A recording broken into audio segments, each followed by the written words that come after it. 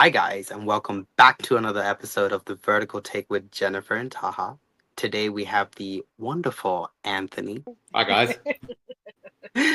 This is episode 15. So, Anthony, what Yeah. inspired you to pursue acting as a career? Actually, I can vividly remember the moment that happened. I was watching Pirates of the Caribbean 2 for the first or second time, and there's a scene with a giant water wheel that comes around, and there's an amazing fight sequence between the three of the main characters. And Johnny Depp's character is trying to reach for the key to Davy Jones' locker, and as he's reaching for it, he gets knocked out by a metal bar, and I was, oh God, I don't know, maybe 12 or 14 or something. I was watching that thinking, that looks like a fun thing to do. And I just never stopped from there. So, Okay, Well, okay. Pirates of the Caribbean it is. yeah, that's it. Hey, Johnny is a great actor, that guy. So Yeah, if there was one yeah, scene for you to see, and that would be that one. So, yeah. Especially Pirates yeah, of the Caribbean. That was incredible. ex Yeah. So, exactly. Yeah, exactly. I agree with that. Okay. So you've played in roles in diverse productions from thrillers to dramas. How do you prepare for such different characters? So, with regards to the characters, it's always the same sort of thing. Looking at the character, thinking about who he was, developing backstory. It's interesting that you brought up genre as well because I usually like to either speak to the director and see if they've had any inspiration for the project, and then if they have, watch those films or watch other films that I think are similar. Well, I would also say, now that you mention it as well, Return of the Racing King, for example, I never watched a racing film when I booked that job, so I Oh, wow. sat myself down and just tried to sort of understand what would be happening when I got onto set. You know, look at the actors' sort of hand gestures and how they would be moving when they're in the car, things like that. No Okay. F1? What? Nope, No, I hadn't no seen it on Fast the and the books yet. Furious. I don't think F1 had came out when I booked the job. But yeah, great film. Yeah, Days of Oh, yeah. Thunder. Oh, Yeah. yeah. Yeah. Yeah, I actually, right before, well, yesterday, I was doing my little mini marathons of different verticals, and I was like, I watched the Return of the Racing King, yeah, and you Mm, played a yeah. little bit of a rival in that one, Mm, so yeah. yeah, Competition? That was it was a lot of fun. That it was sort of partly just having fun being in the cars and everything and getting to interact with some fun actors and then also um, understanding um, how my villain contrasted with the other two main villains in the story. So you had Cade and then you had what was Matthias's character called? I forget. Anyway, you had the evil manager of the other team, yeah, and so he was sort of like a slimy kind of like wringing his hands, and then you had Cade who was very very intense but very kind of explosive, and so we sort of the director and I worked and we went for a more like very straight down the line to um, so that was fun, just sort of juggling the aspects of that character. so I do you mean, prefer those psychologically intense roles or the lighter comedic one? I don't really have a preference. It's whatever sort of grabs me about the character. I just wrapped on a vertical where I was playing the romantic rival, so similar to what I did on Cinderella's Royal Secret, where Yeah. rival. It was light. It was fun. I was allowed a good deal of freedom in terms of improvisation as well. Um, Okay. and then I'm going on to another vertical in 2 weeks where I'm playing a much more intense villain. He's an arms dealer. Yeah. So Mafia. uh, yeah. So I tend to switch between sort of like the um, funny, irreverent best friend and the intense Machiavellian villain is my sort of two lanes, I guess. Yeah. No, absolutely. You should weigh out your options and not try to get typecasted, you know. Hmm. That's the worst thing you can have is to be typecasted. We don't want that. I would actually push back on that. I think that Really? typecasting is really useful for an actor, especially early on, because you can in a like the market is so heavily saturated Hmm. in terms of actors. You've got even just for in Australia, for a vertical role, which isn't typically handled by bigger studios or anything like that. You'll still have hundreds of actors going out for that role. Um, Knowing exactly what you can offer to a production and also where an audience sort of believes that you sit in a production is really useful for you to know as an actor starting out. Um, when you sort of grow into your career and you've got offers coming left, right, and center, then you can sort of explore.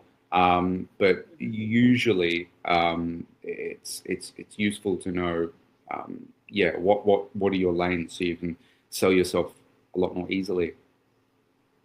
No, absolutely. I get your input on that. Yeah. No, I get it. Makes sense. Yeah. So, out of all your projects, which challenged you the most as an actor? And what did you learn about yourself during that process? Um, hmm. I think that there's been a few different challenges. So the feature film that I just told you about, hashtag Tommy Must Die, that had quite a lot of torture scenes in it. Okay. So that was sort of very physically demanding, and Mhm. not something that I'd done before. I think in terms of just pure challenge of the part, a number of years ago, I played the lead role in Dangerous Liaisons on stage, and Mhm. I was maybe 25 at the time, so I think I was a little bit young for the role. I still suited it, and I managed to get to a place where I was very happy with the performance, but the rehearsal process was a real struggle. I I don't think going into it, I appreciated the need for the understanding of the psychology behind someone like that, because he's obviously so different from myself. He's such a conniving, evil bastard, for want of a better word. If you've seen the films, or even Cruel Intentions, then you'll know what I'm talking about. Absolutely. But yeah, but I got to a space where I was very very happy with the performance. It was just um, a taxing rehearsal process in terms of getting there. Got it. Yeah. So, you've done theatre work. Mm. How does your process differ between stage and behind the camera slash screen work? Um, my process itself doesn't really differ. It's more just about the amount of time that you're afforded. For you know theater, you've got lots and lots of time for rehearsal, obviously, because you're doing the whole thing all at once. So you need to um, make sure that you can get everything out without Yeah. throwing everyone off. But in film, you're doing it in little bite-sized chunks, usually out of order. On the same day, you might be doing a scene from the beginning of the story, and then you'd be taking your character's journey to like 2/3 of the way through. So yeah, in terms of the preparation, it's similar, but then the execution is really what's different. Got it. So, and it's funny because I didn't know that this was on your profile until I actually looked. You describe yourself as both an actor and a body weight athlete. How does physical discipline influence your acting? So when I was working with a branding coach, they were like, "What are some of your interests? What do you like to do?" And I was like, "Well, I like calisthenics, which is essentially a way of physical training where you just learn skills similar to gymnastics. So, for example, I'm working on learning to do a planche, which is where you're doing like a push up, but your feet are in the air, basically. Okay. When I was like calisthenics, he was like, "How about bodyweight athlete?" So people will understand what you're talking about. So that's basically what that is. But You're training with your own body weight. That's what it is. Yeah, essentially. But you're learning interesting skills and things that look sort of visually impressive, handstand push-ups and things like that. Yeah.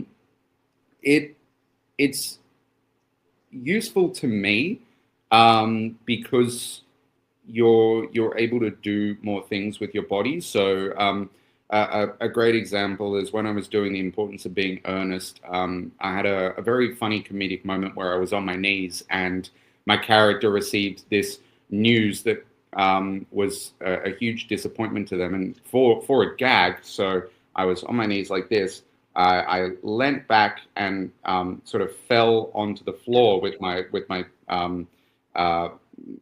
sort of in a very like awkward looking position and reacted very comedically and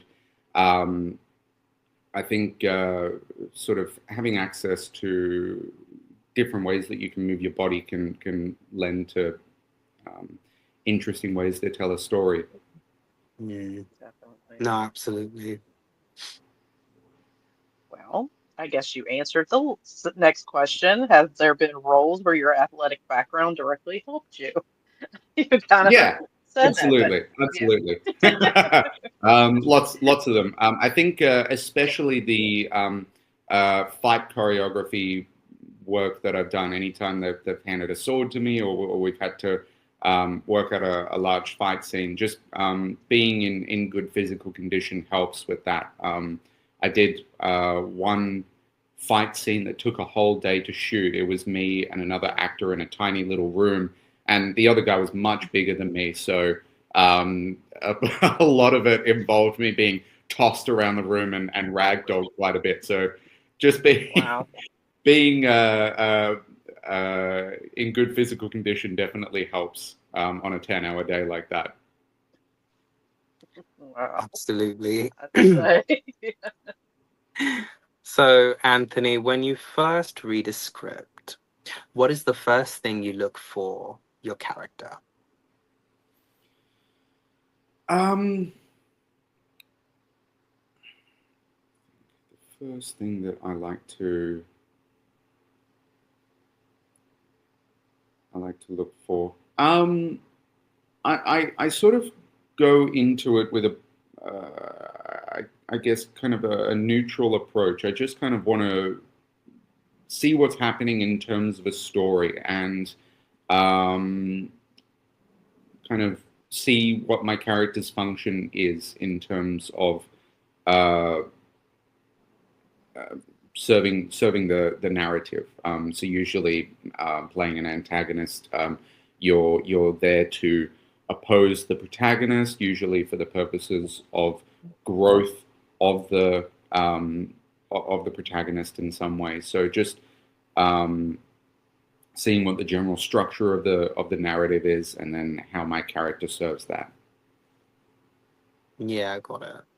So you're open to a lot of new things. Like it's not like you have a type or anything like that.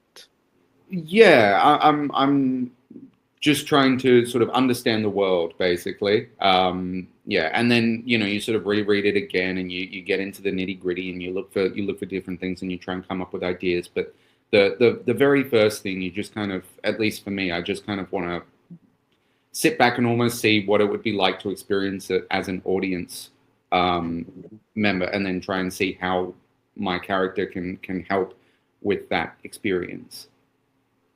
Got it.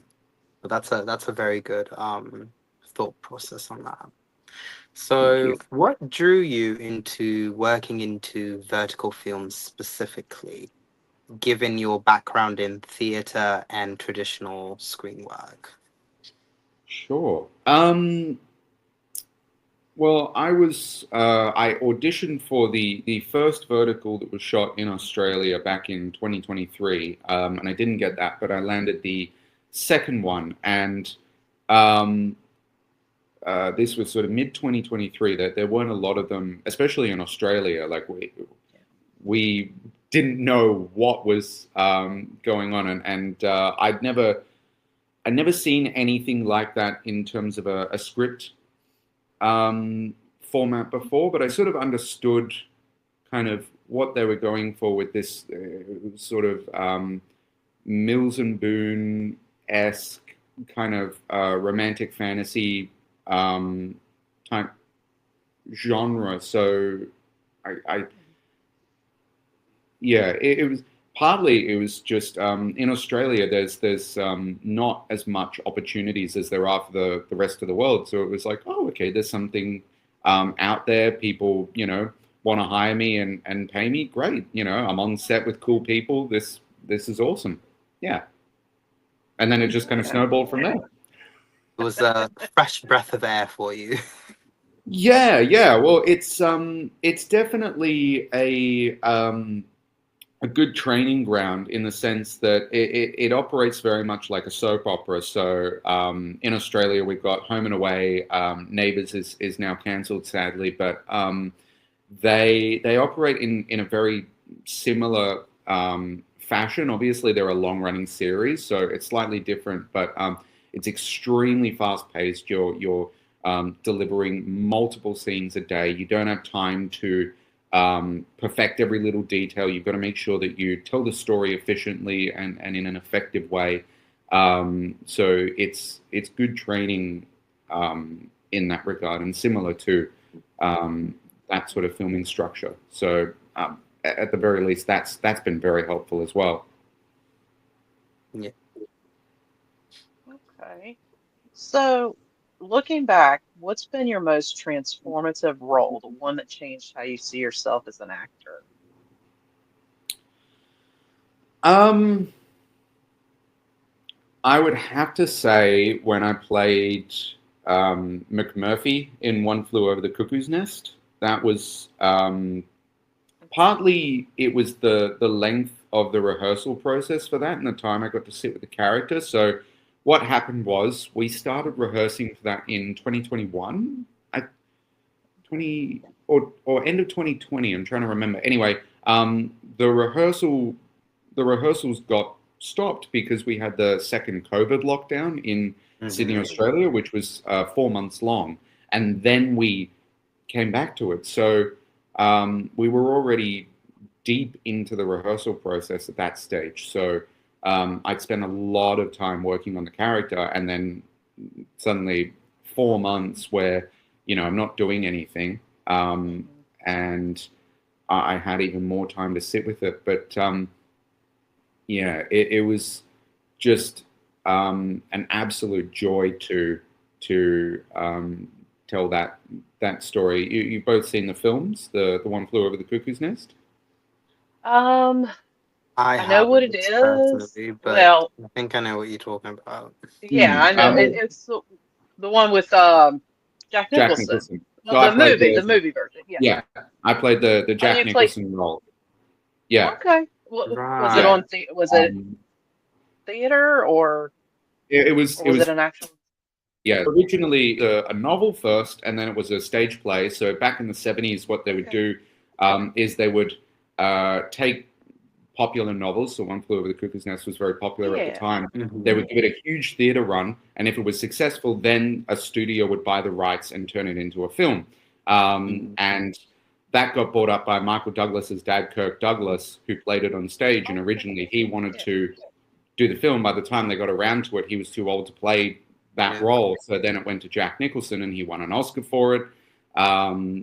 Yeah, and I got to play that role. It was incredible. There was so much room for play because you're working in a mental institution, and your role in the mental institution is to come in there and destabilize that environment. So it was a real sort of playground for me to just try whatever I wanted and experiment and do lots of different things around the whole gamut, from moments of just pure like slapstick comedy all the way to tragedy and drama. It was and I'm on stage like 99% of the time. It was just a real actor's gift to be able to play in that world.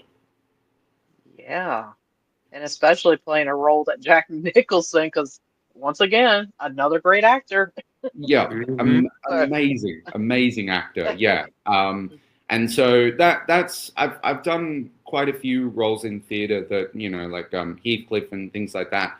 That's always an interesting challenge because people have a certain expectation of a role like that. It's fun to sort of examine what they've done and then try and think about not necessarily being different for the sake of being different, but sort of go, okay, they've offered something that's interesting. What can I offer? What's my unique take on this? Yeah. I can say that. Okay. So now we're going to talk about the return of the Racing King. What was your initial reaction? Yeah. So what was your initial reaction when you first read the script for Return of the Racing King and encountered Raven? My first reaction was, cool, a racing project. I haven't done one of these before, so finally. Yeah. In terms of Raven, he was on the page. He was a bit of a blank slate because he's a secondary antagonist. You have Cade, and then you have I'm forgetting who Matthias played. He did such a great job, but I forget his character's name. Anyway, and then there's me, and I'm sort of there more so just as a first obstacle for the hero to overcome, and so that he can prove himself and his worth as a racer to the team. They start off doubting him. By the end of the race, sorry, he's won their approval. So yeah, that again, coming back to understanding my narrative function there. It was a lot of fun once I got onto set. I didn't know. I recently saw the show, and I knew that they were going to be giving me a cool intro. I didn't know they were going to be doing the whole thing with like the pause and the black and white and the flame effects and everything. That caught me completely by surprise. But yeah, overall, it was in terms of Raven, it was one of those things where it was like, okay, well, like, how can we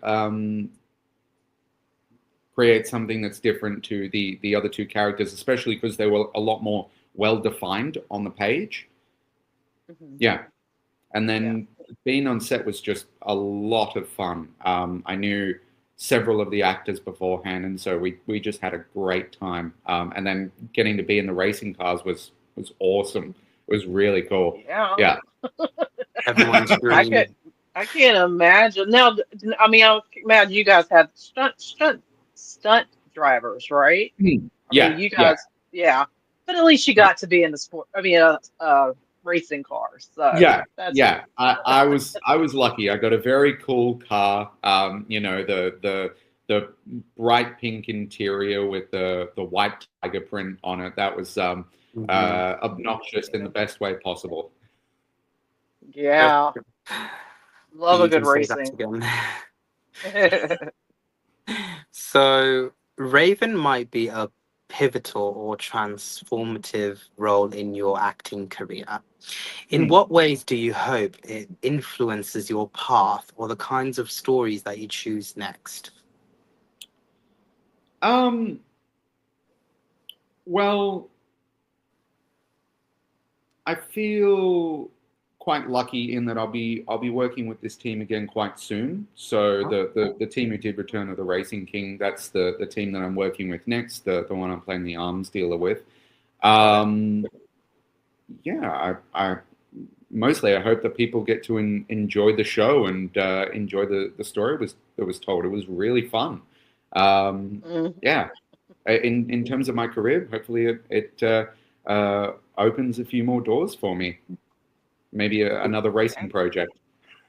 Exactly. Hey, they're getting ready to they're getting ready to add on another Fast and the Furious, so who knows? I'll take that. I'll take that if it's away. Never say never. If it's available. Yeah, yeah. If Vin Diesel comes knocking, I'll check my calendar first. I'll play it cool. Right? I don't want to come off too eager. You know. Yeah, yeah. Exactly. Like happen to mark off any meetings or Yeah. dates that you've got. Oh, Vin. Oh, okay, sure. Yeah, just let me check, and then it's Check just my calendar. yeah, yeah. I think I could fit you in. Yeah. Oh. Amazing. So, Anthony, what's the most surprising thing you've learned about yourself while working on vertical productions? Oh, um, good question. Um,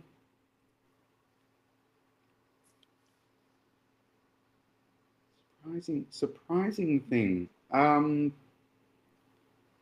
feel quite lucky in that I'm going for a bit of a roundabout answer here. I've Mhm. been working as an actor for a long time before verticals became a thing. So I'd already sort of um, done a lot of the groundwork, so I could sort of hit the ground running with these verticals. But something that has definitely solidified for me over the past couple of years is just I always aim to create a fun atmosphere when I'm on set. When you're there for a 12-hour day, and you've been waiting for 6 hours and you haven't shot anything, and like things are getting delayed because of the weather or whatnot. Sometimes tensions can run high.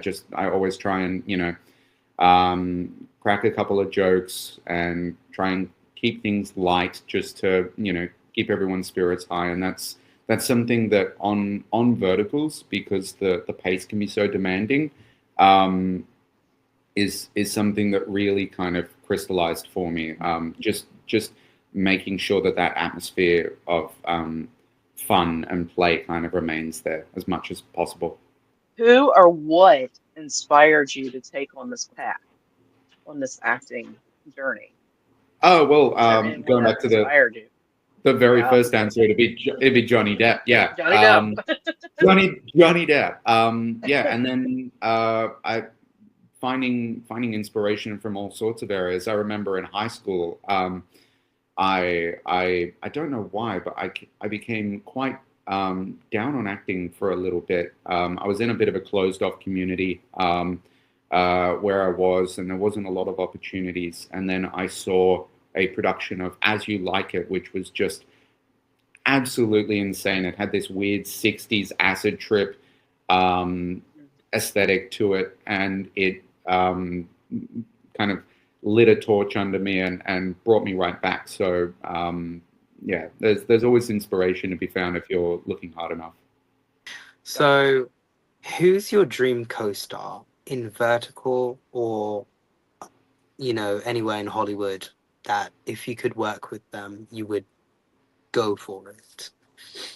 Okay. I'll give you verticals, and then I'll do horizontals. So, Return of the Racing King. I got to hang out with Stephanie, who played the lead, quite a bit, but we didn't really get to interact that much. And so, it'd be great if I could work with her. I've been lucky in that I've worked with a lot of people, especially being a support actor most of the time. You get to have a lot of fun scenes with a lot of different people. But yeah, she was fantastic, and it'd be nice to be able to have some scenes with her.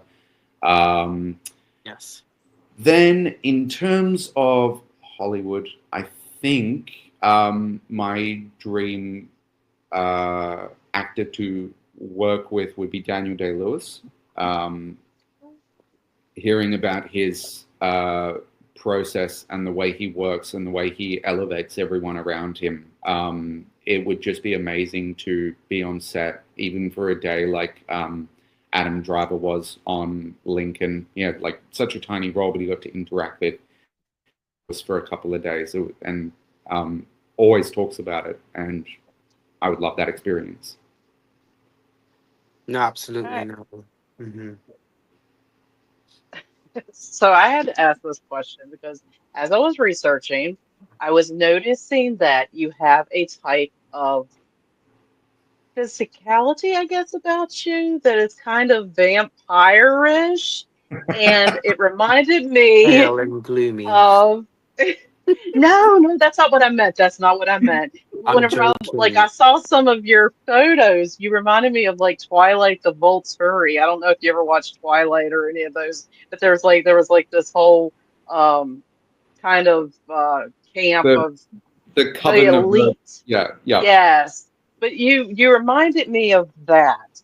Has anyone ever told you that you'd make the perfect vampire, and how do you feel about that typecasting? Look, certainly a fun typecast. Yes, in terms of being told, I get told constantly on set in acting Really? classes. Usually at least once someone will turn around as if I've never heard this before and say, "You should play a vampire. That'd be good for you." Um, yeah. So I do hear that a bit. And in terms of the Volturi aspect, the what was it called? Vampires Forbidden Kiss, which I shot earlier in the year. The makeup and the contact lenses were directly inspired by the Volturi. So yeah, Okay. I think Okay. that's I'll have to watch that. up on my Instagram as one of my pinned photos, I believe. Yes, where he looks like he's straight out of Transylvania. Yeah, exactly. And it's not a bad thing. I love vampires. That's why I was like, whenever I seen those, but I was like, I gotta say something. So Yeah, The I mean, originals fan here. I could look like Frankenstein, so there's worse things to look like. well, yeah. Um, okay, so fast forward 5 years, what would you love your career to look like? I'd like to be able to be doing a blend of work, really. Theater, film, TV, verticals. I guess the dream of any actor, really, at least as far as I can understand it, is having autonomy and choice, not just having to accept every role because that's the role that came in and they're offering a decent rate, but sort of having enough offers that you can say no to what you're not interested in, yes to the things that really grab you. So that would be the dream. Have selection over your career. Yeah, no, absolutely. Every actor's dream. And to make a decent pay. Yeah. Yeah. Of course. So, last question for the night. If you weren't pursuing acting, what career path do you think you would have ended up in? I honestly have no idea. That's something that never really entered my head. I had, the random little dreams as a kid. When I was a little boy, I wanted to be a paleontologist because I watched Jurassic Park on loop like all the time. But in terms of something else, I honestly don't know. Hopefully something to do with storytelling, maybe writing, although I don't think I have the patience for it. So why don't I give you some ideas? Maybe a fitness coach? Maybe. Yeah. Running I a do love gym? interacting with people, but yeah. That yeah. That's a hard question to ask, and people do like to ask it, but to me it's always been acting. It doesn't matter what happens, you would have made sure you made a career out of this. That's dedication right there, man. No plan B, just a plan A. No Head plan right B. into it. There Plan B is planning to fail. Let's go. we go. So now we enter into the two truths and a lie. And at the moment, Taha is in the lead just by 1 point. Oh, I okay. to be Oh, all right. correct. Okay. All right. So I didn't make it realize. Jennifer easy. has two. Okay. All right. Let's see. First off, I was adopted. Okay.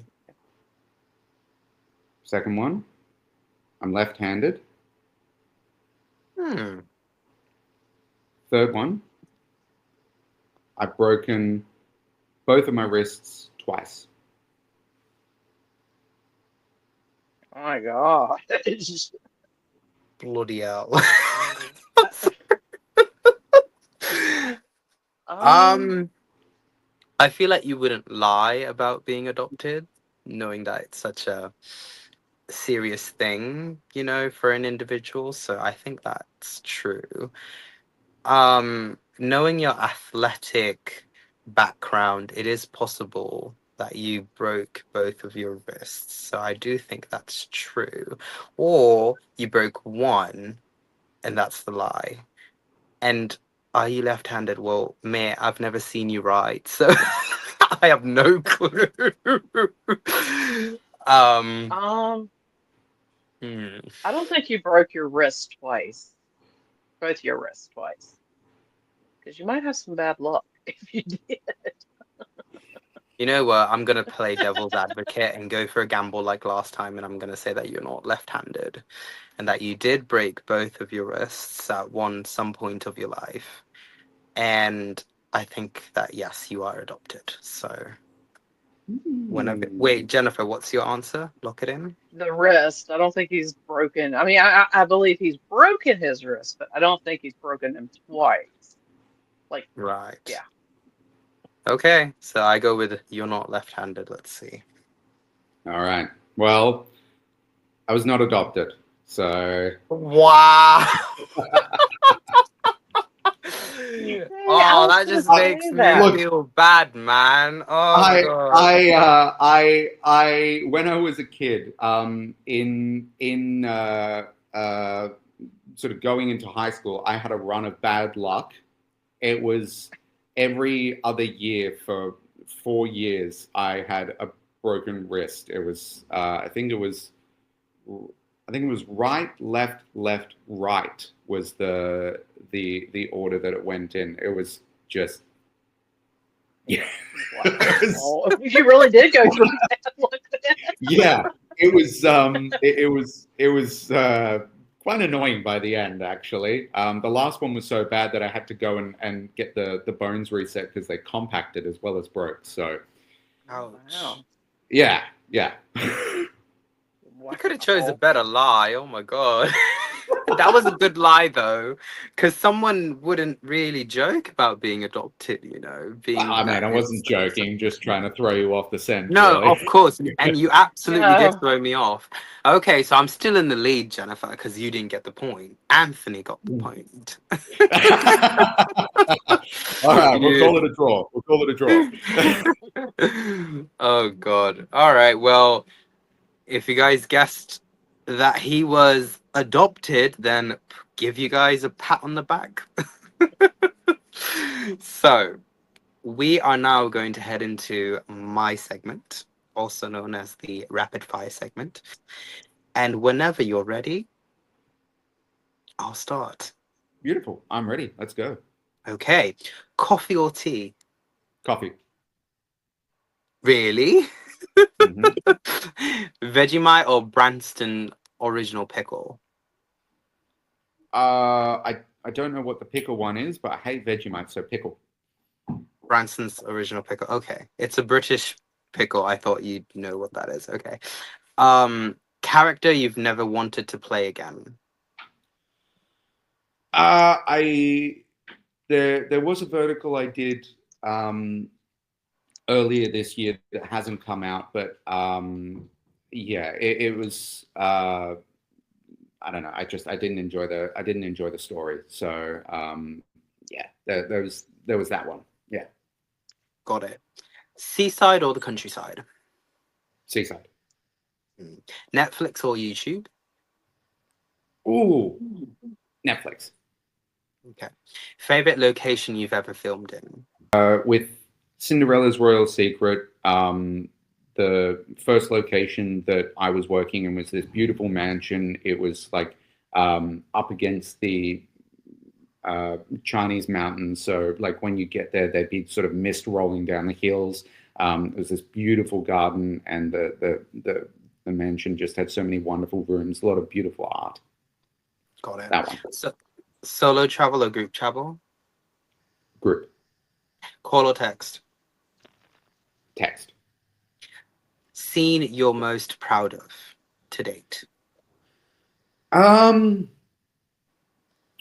okay. So when we filmed Vampire's Forbidden Kiss, there was a take that we did, me and the main actress. It's in a ballroom scene, and one of the takes, the crew gave us a standing ovation, for want of a better word. So, Okay. yeah. Got it. Heartbreak High or EastEnders? Heartbreak High. Karaoke or dance floor? Karaoke. Soundtrack that changed your life? Soundtrack that changed my life. Oh, soundtrack that changed my life.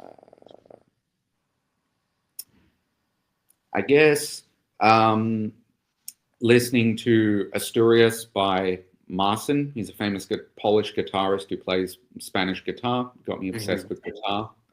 So that. Got it. Glass half full or half empty? Half full. Rainy day in bed or sunny day outside? Rainy day in bed. Marry a stranger in Vegas or skydive naked? Skydive naked. Your timer has gone off, but I am going to continue, and we're going to rename this Slow Fire.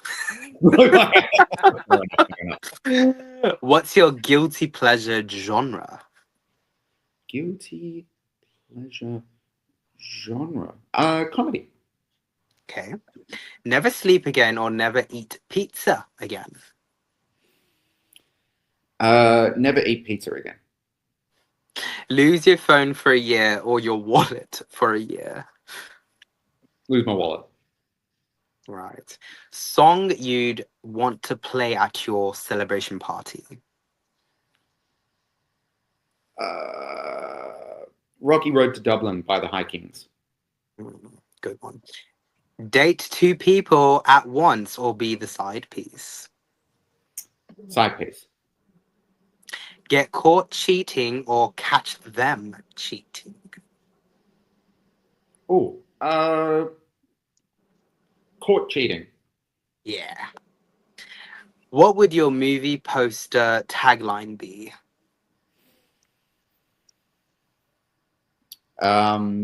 It's a lot of fun. That's a good one. Be the toxic one or be with the toxic one? Be the toxic one. Ghost or get ghosted? Get ghosted. And the last one, be remembered or be at peace? Be at peace. Be at peace. Okay.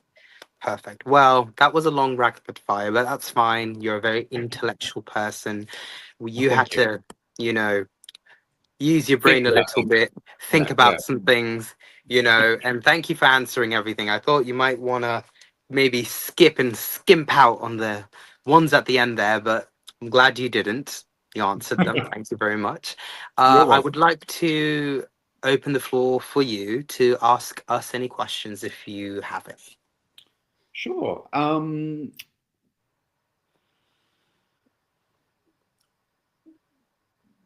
What's something that you both think that you get from verticals that you don't get from any other medium of entertainment?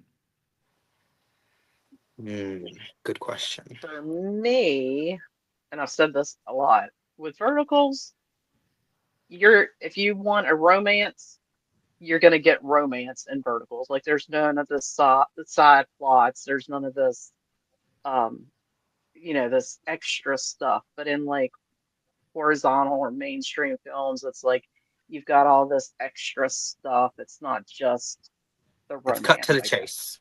Yeah, Yes, yeah, yes, vertical is and cut to the chase. yeah, what you see is what you get on the package, Yeah, so to speak. Yeah. yeah. So for me personally, I want the best of both worlds, if that's possible, but in life we can't. So I will give my secondary answer, which is verticals is like the new media, just like social media has changed from from MySpace to Facebook to Mm, Instagram to TikTok. yeah. So right now we're in the TikTok generation. I Yeah. just feel like, you know, in terms of media, we're also in the TikTok generation of films and soap operas. Sure. So I think we're just following the trend into, a path, and verticals are just like TikTok videos, but in the movie style, if that makes sense. Sure. So it's just a next evolution in terms of entertainment. Yeah. And like Jennifer said, cut to the chase, no side plots, that kind of stuff. Don't get me Mm, wrong, I love my Hollywood, but yeah. Yeah. no, it's definitely a different taste. Mm, Take for instance, like one of the things I like is The Summer I Turned Pretty, which is a mainstream. I want to watch like the romance part of it. I don't want like the side part of the mother and her dealing with her children. I want a romance. Like, and that's what verticals do. It cuts right to the chase. There's no side plots. yeah. Sure. No, I definitely get that. Yeah, especially when like there's so many distractions happening these days. You want like Mhm. when you want to sit down and relax, you want to know that what you're investing your time into is going to deliver what it promises that it will deliver. What's something that you haven't yet seen in the vertical world that you would like to see? A really good revenge story, like a Okay. really, really good one, where it leaves you thinking, what the fuck did I just witness? Yeah, Like yeah. that. Oh yeah, yeah. Yes. I gotcha. Mm-hmm. Yeah, Well, that's what I and want. maybe some more horror. Like And Horror? Bloody and Mary was good. like Texas Chainsaw Massacre, Halloween, it's stuff like that. Yeah. They try to do that with I Am Bloody Mary that was on Real Short. That was They good. try to do yeah they try to go into the kind of like the horror kind of thriller type. But I just wish that like I would love to see a good horror vertical. Mm, Mm. So. yeah, yeah. That would be cool. Horrors, always very fun to shoot. It's very fun to film. I've done a couple of little sort of horror pieces, and yeah, they're always a blast to make. Now, you said, and I don't know how much you can actually give away, you said you just finished a mainstream film. Now, is that going to be a horror? Uh, not a horror. It's a thriller. So there are Okay. Ooh. elements to it that are similar to Okay. Saw in terms of like the torture sequences and things like that. Yes. But I can give you the sort of the like 1 minute elevator pitch. So Yeah. it's called hashtag Tommy Must Die. The trailer is actually on my Instagram. I believe it's Oh, pinned as well. okay. But Okay. it's about a narcissistic social media influencer, me, who gets kidnapped and has his torture live streamed globally. That, Oh, my friend, is giving when a certain terror organization did live stream videos back in 2014 of beheading those journalists. Mm, Do yeah, you remember that? yes, I do. So it's like that kind of vibes. Um, a, a little bit. It's Mhm. more sort of Wolf of Wall Street crossed with Saw. Um, Okay. yeah, is kind Ooh. of the vibe. Thank you. Now, Anthony, I wanted to ask you a extra question that is not on our agenda tonight. You identify yourself as Australian and British. Mm, Would you like to dive deep into the sure. British side of you and like the Aussie side of you? Um, Raised in Australia. My mum is English. All her Mm, family's over there, and got it. I was raised on a steady diet of British movies and old British TV and sitcoms and things like that. So growing up, I definitely felt like I had a connection with England through my Mhm. mum and through the media that I consumed. You know, I watched things like Vicar of Dibley and Dad's Army and LOLO and things like that a lot. So Yeah, yeah, yes, got Minister, it. and all that. Got it. So Yeah. what part of the UK are you from? Well, my mum is from just south of London. That's where she was Okay. born, and she came over to Australia when she was in her teens. So Ah, she's got been it. over here. She's been over here for a while, but Yes. yeah, she goes back fairly regularly. I've been back a number of times as well. Yeah. So Yeah. I yeah. only ask because my dad's side of the family's from Devon. Oh, okay, right. Yeah. Kent is where some of my mum's relatives are from, but we've That's got the family. southeast part of the country. Yeah, yeah. I'm from the southwest. Right. Yeah, we got family sort of all over. Like I've got some cousins who lived in Essex for a while, and Mhm. then one of my aunts lived in the Cotswolds and the Midlands for a fair bit. So yeah, Mhm. all over. Yeah. Yeah, no, it's the same with me. I got people in Birmingham, Manchester, Leeds, Scotland, Glasgow, London, all over the place, Yep. Yep. scattered everywhere. Yeah. Got it, got it. No, Cool. just no, because I just wanted to just ask that. Anyways, No. I got off topic. Thank you very You're much, Anthony, for coming on the show. And to everyone else, thank you very much for making it this far.